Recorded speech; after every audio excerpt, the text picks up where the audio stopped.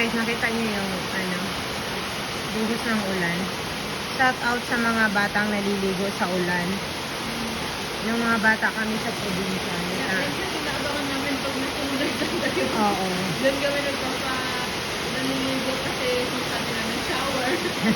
Sa elementary school. Sabi na ginagawa natin, hinaharangan natin pa rin yung tubig mo. Oo. Tapos yung swimming pool na. Oo, diba? Ang saya ko. Kasi pero sa bata nga, 80s yan. 80s tayo. Batang 80s tayo. O, ganito po sa Germany.